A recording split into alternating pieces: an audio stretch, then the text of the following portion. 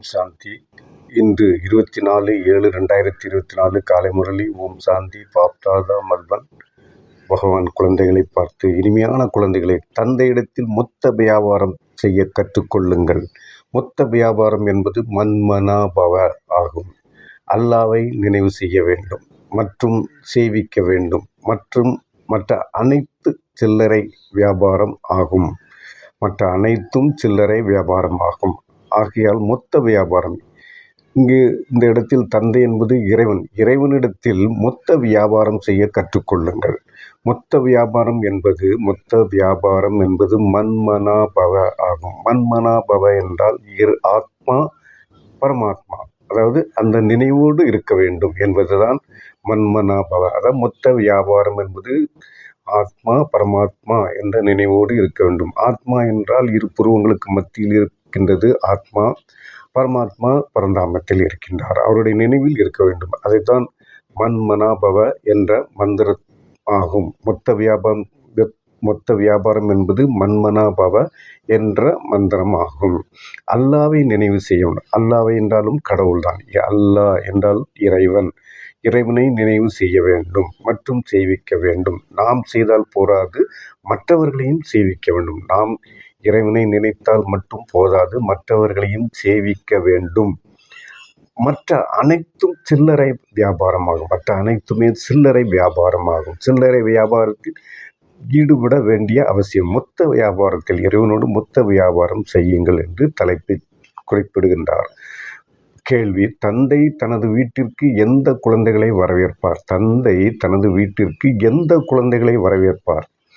பதில் அவரே சொல்கின்றார். எந்த குழந்தைகள் மிக நல்ல முறையில் தந்தையின் வழிப்படி நடக்கின்றார்களோ, வேறு யாரையும் நினைவு செய்யாமல் இருக்கின்றார்களோ, தேகத்தின் அனைத்து சம்பந்தங்களிலிருந்து புத்தியை நீக்கி ஒரு தந்தையை நினைவு செய்கிறார்களோ அப்படிப்பட்ட குழந்தைகளை தந்தை தனது வீட்டிற்கு வரவேற்பார். பாருங்க, இறைவன் தன்னுடைய வீட்டுக்கு வரவேற்க. சாதாரண நம்ம வீட்டுக்கு நம்ம யாரை வரவேற்போம்? எந்த குழந்தைகள் நல்ல முறையில் இறைவனின் வழிப்படி நடக்கின்றார்களோ. நம்ம வீட்டை எடுத்துக்கொண்டால் தந்தை பெற்றோர்களை மதித்து செயல்படுகின்ற குழந்தைகளை நன்றாக அன்பாக வரவேற்பார்கள். அதே போன்று தந்தையும் நல்ல முறையில் தந்தையின் வழிப்படி நடக்கின்ற குழந்தைகளையும் வேறு யாரையும் நினைவு செய்யக்கூடாது என்பதை இறைவன் இந்த முரளியில் தெளிவாக குறிப்பிடுகின்றார். வேறு யாரையும் நினைவு செய்யாமல் இருக்கின்றார்களோ, தேகத்தின் அனைத்து சம்பந்தங்களிலிருந்து புத்தி அங்கே இங்கு போகும். தேகத்தினுடைய அனைத்து சம்பந்தங்களிலிருந்து புத்தியை நீக்கிவிட வேண்டும். ஒரு தந்தையை நினைவு செய்கிறார்களோ அப்படிப்பட்ட குழந்தைகளை தந்தை தனது வீட்டிற்கு வரவேற்பார். கேள்வி எப்படி கேட்டு எவ்வளவு அழகாக விளக்குகின்றார்.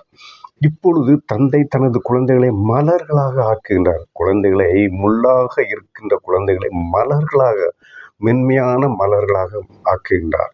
பிறகு மலரான குழந்தைகளை தந்தை தனது வீட்டிற்கு அழைத்து செல்கின்றார். பிறகு மலராக்கி தந்தை தனது வீட்டுக்கு குழந்தைகளை அழைத்து செல்கின்றார். கேள்வி பதிலை முடித்தோம். தாரணைக்கான முக்கிய சாரம் 1.1. குழந்தைகளிடத்தில் தந்தை பலியாகி விடுவது போன்று உடல், மனம், பொருள் மூலமாக ஒரு தந்தையிடத்தில் முழுமையாக பலியாகி 21 பிறவிகளுக்கான ஆஸ்தி அடைய வேண்டும். 1. குழந்தைகளிடத்தில் தந்தை பலியாகி விடுவது போன்று, அதாவது இறைவனே குழந்தைகளிடத்தில் பலியாகி விடுகிறார். அதான் குழந்தைகளிடத்தில் தந்தை பலியாகி விடுவது போன்று உடல், மனம், பொருள் மூலமாக ஒரு தந்தையிடத்தில் முழுமையாக பலியாக வேண்டும். முழுமையாக பலியானால் 21 பிறவிகளுக்கான ஆஸ்தி அடைய வேண்டும். 2. பாபா கொடுக்கின்ற அழிவற்ற விலை மதிக்க முடியாத பொக்கிஷங்களால் தனது புத்தி என்ற பையில் சதா நிறைத்து வைத்திருக்க வேண்டும். நான் பல மடங்கு பாக்கியசாலியாக இருக்கிறேன் என்ற மகிழ்ச்சி, அதாவது குஷி என்றால் மகிழ்ச்சி மற்றும் போதையில் இருக்க வேண்டும் என்று இறைவன் குறிப்பிடுகின்றார். அதாவது 2வது பாயிண்டை விளக்குகின்றேன். இறைவன் கொடுக்கின்ற அழிவற்ற, அதாவது ஞானம், அழிவற்ற ஞானம், விலை மதிக்க முடியாத பொக்கிஷம். அந்த பொக்கிஷத்தை தனது புத்தி என்ற பையில் சதா நிறைத்து வைத்திருக்க வேண்டும். நான் பல மடங்கு பாக்கியசாலியாக இருக்கிறேன் என்ற மகிழ்ச்சி மற்றும் போதையில் இருக்க வேண்டும்.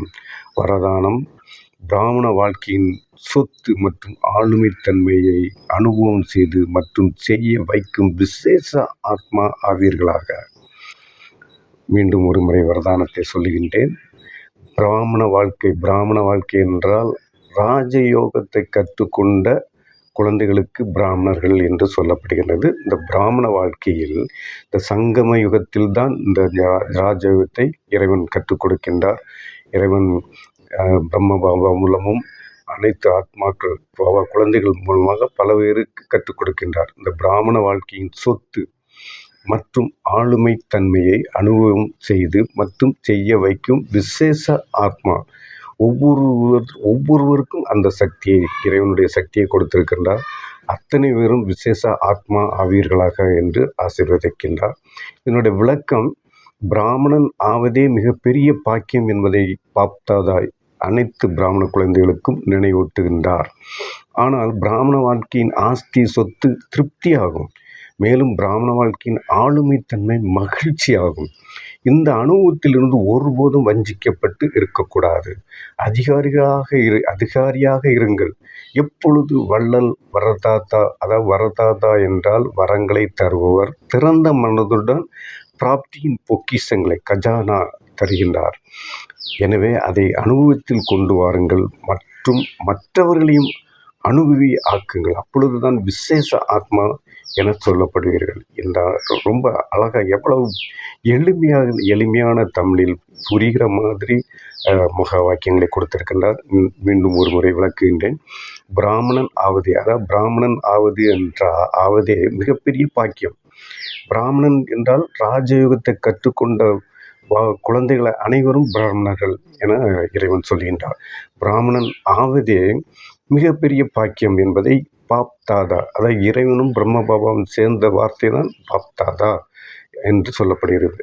பாப்தாதா அனைத்து பிராமண குழந்தைகளுக்கு நினைவூட்டுகிறார். பிராமணன் ஆவதே மிகப்பெரிய பாக்கியம் என்பதை பாப்தாதா அனைத்து பிராமண குழந்தைகளுக்கும் நினைவூட்டுகின்றார்.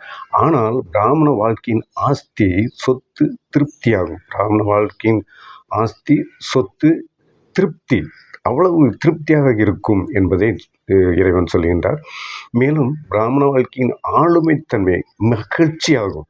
பிராமண வாழ்க்கையின் ஆளுமைத்தன்மை மிகவும் மகிழ்ச்சியாக இருக்கும். இந்த அனுபவத்திலிருந்து ஒருபோதும் வஞ்சிக்கப்பட்டு இருக்கக்கூடாது. இந்த அனுபவத்தில் ஒருபோதும் வஞ்சிக்கப்பட்டு இருக்கக்கூடாது. வஞ்சிக்கப்பட்டால் மகிழ்ச்சியை இழந்து விடுவீர்கள். ஆகையால் மகிழ்ச்சியோடு இருக்க வேண்டும் என்று இறைவன் கூறுகின்றார். அதிகாரியாக இருங்கள். எப்பொழுதும் வள்ளல் வரதாத்தா திறந்த மனதுடன் பிராப்தியின் பொக்கிஷங்களை தருகின்றார். அதாவது எப்பொழுதும் வள்ளலாக இருக்கணும், வரதாதாவாக இருக்க வேண்டும், வரங்களை தருவராக இருக்க வேண்டும், திறந்த மனதுடன் பிராப்தியின் பொக்கிஷங்களை தருகிறார். பிராப்தியின் பொக்கிஷம் என்றால் கஜானாவை தருகின்றார். எனவே அதை அனுபவத்தில் கொண்டு வாருங்கள் மற்றும் மற்றவர்களையும் அனுபவி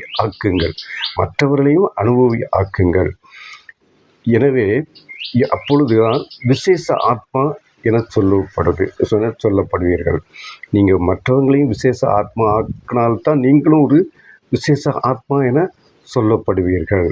ஸ்லோகன்: கடைசி நேரத்தை யோசிப்பதற்கு பதிலாக கடைசி நிலையை யோசனை செய்யுங்கள். கடைசி நேரத்தை யோசனை செய்வதற்கு பதிலாக கடைசி நிலை என்றால் ஸ்திதியை யோசனை செய்யுங்கள். கடைசி நாம் உலகம் நாசமாகின்ற நேரத்திற்கு வந்துவிட்டோம். உலகம் இயற்கை, அது விநாசம் ஆக வேண்டும். இது நாம் விநாசம் ஆகுது இறைவனுடைய தீர்ப்பு அல்ல.